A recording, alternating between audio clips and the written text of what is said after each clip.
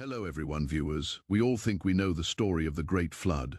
It's a tale etched into our collective memory, a wrathful God, a sinful humanity, and a worldwide deluge sent to wash the slate clean. We picture Noah, a righteous man in a wicked age, diligently building a massive ark, gathering animals two by two, a lone beacon of faith in a world spiraling into darkness. But what if the corruption was so deep, so fundamental, that it was rewriting the very code of life on Earth? What if the flood wasn't just a punishment, but a desperate act of cosmic surgery to cut out a cancer that threatened to consume all of creation? The true story begins not with human sin, but with a rebellion in the heavens and a choice that would unleash an unimaginable horror upon the world. A world young and vibrant, where the veil between the celestial and the terrestrial was thin. Humanity was flourishing, spreading across the lands gifted to them. But they were not alone. They were watched from the highest heavens. A faction of angels, beings of light and fire known as the Watchers, gazed down upon the daughters of humanity. They were tasked with observing, with guiding from a distance.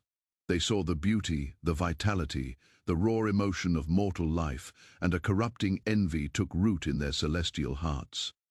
Their leader, an angel named Samyaza, felt this pull most acutely.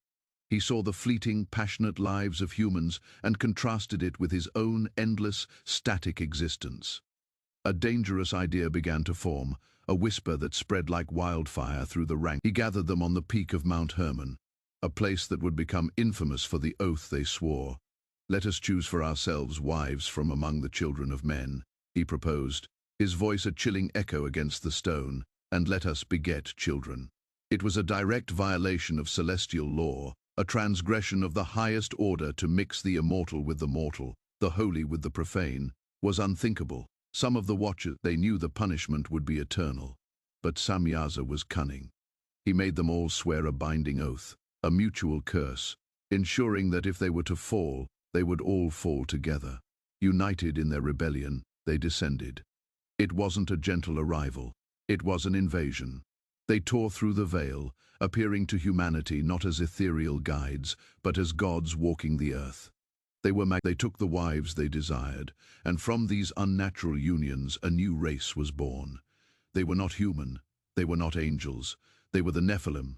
The word itself strikes a chord of ancient fear. In the old tongues it meant the fallen ones.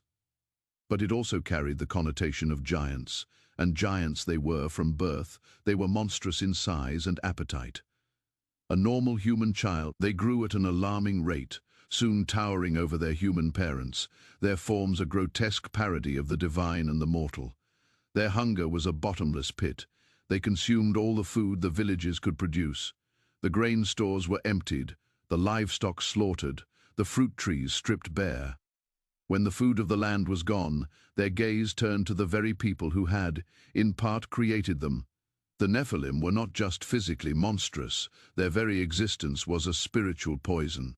They were beings born of cosmic transgression, and they radiated chaos and violence. They fought amongst themselves, their battles shaking the very foundations of the earth. They slaughtered animals for sport, and their thirst for blood was unquenchable. But their angel fathers, the Watchers, had not only brought their lust to earth. It was a Pandora's box of celestial secrets, given to a species not ready for its power or its consequences. An angel named Azazel taught humanity the art of war.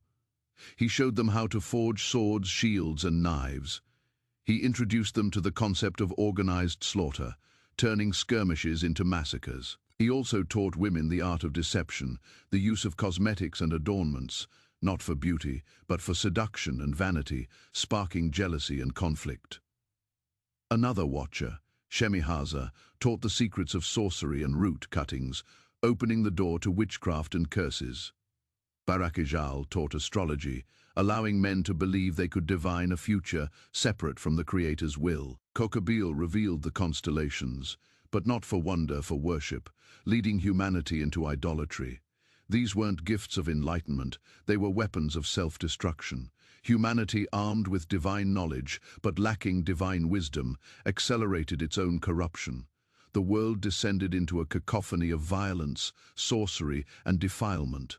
The very air grew thick with the stench of blood. The planet, a living creation, was being poisoned from within. Its life force was being drained by the insatiable Nephilim. The cries of the innocent, the devoured, and the oppressed rose to the heavens, a desperate plea that could no longer be ignored. This was the world that Noah was born into. Imagine his life, to be righteous in an age of utter depravity. It wasn't about simply avoiding theft or lies. It was about navigating a world where your neighbors might be warlocks, where giant flesh-eating monsters roamed the countryside, where the very concept of good and evil had been twisted beyond recognition by fallen gods. Noah's righteousness was an act of radical defiance. The scripture says he was perfect in his generations. This phrase is often overlooked, but it is the absolute key to the entire saga. In the context of the Nephilim corruption, it meant his bloodline was pure. His lineage was untainted. He was fully, completely human, a direct, unbroken link back to the first creation.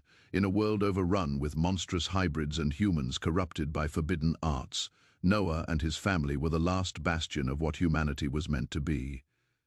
This is why he was chosen, not just for his faith, but for, while the world below festered, the cries of the tormented finally reached the ears of the archangels.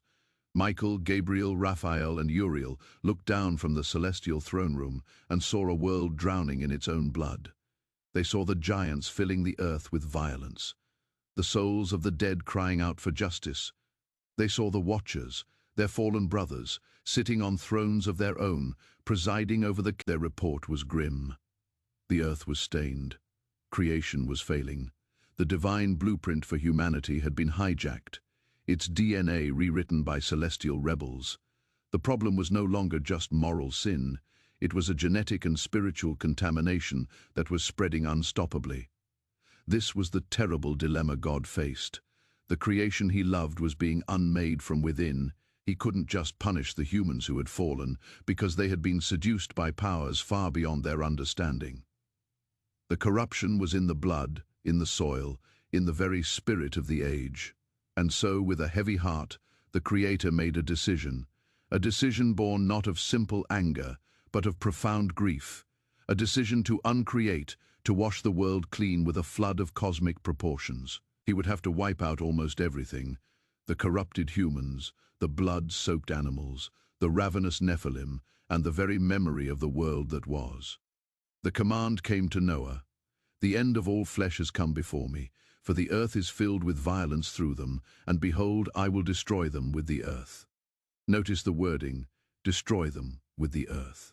This wasn't just about punishing sinners, a vessel of salvation in a world slated for annihilation. The dimensions were precise, the material specific.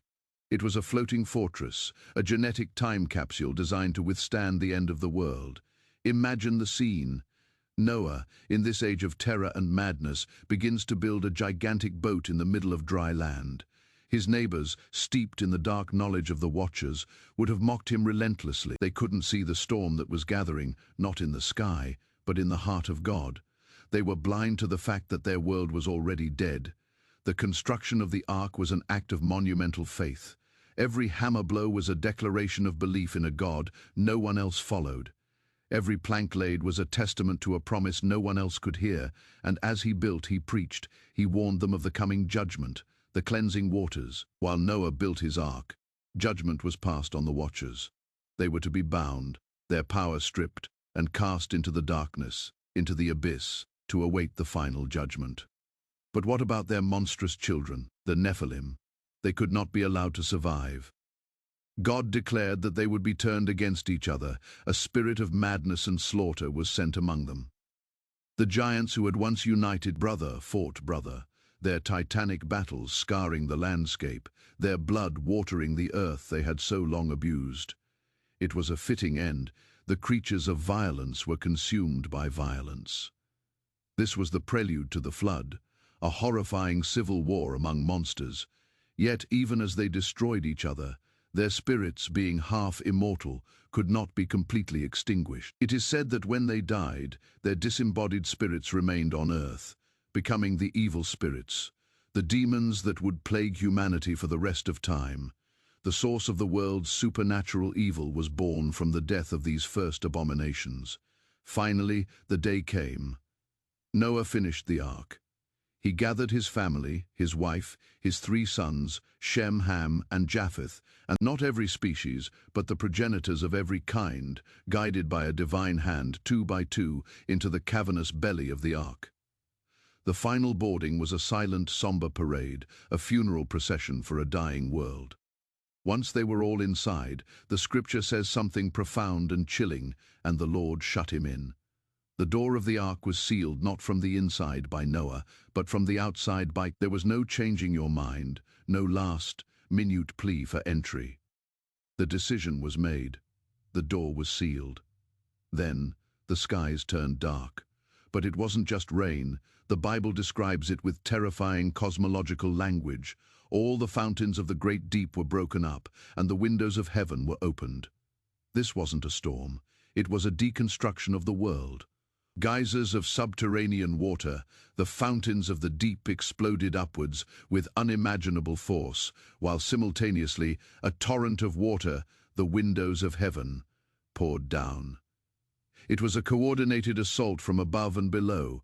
The world was being unmade, returned to the watery chaos it had been in the very beginning of creation, before the land was separated from the sea. The mocking laughter of Noah's neighbors would have turned to cries of terror as the waters rose with unnatural speed. They would have scrambled for high ground, climbing hills, then mountains, but there was no escape. The waters from below met the waters from above, and the land simply disappeared. The Nephilim, those who had survived their own civil war, would have been the last to fall. Their great height, we can imagine them, standing on the highest mountain peaks, the last patches of dry land on a drowned planet, roaring their defiance at the sky as the relentless waters swirled around their knees, then their waists, then their necks. But even giants cannot outrun the wrath of a god. They too were submerged, their corrupt bodies washed away, their reign of terror finally over, for the ark, a tiny speck of wood and hope, was tossed on the violent world-spanning ocean. Inside, Noah and his family could only listen to the muffled sounds of their world dying, the horrifying symphony of a planet being reset. They were utterly alone, floating above the corpse of a civilization, the sole custodians of life's future. What would that have felt like? The immense weight of that responsibility, the trauma of knowing that everyone you ever knew, everything you ever saw, was gone, erased beneath a churning grey sea.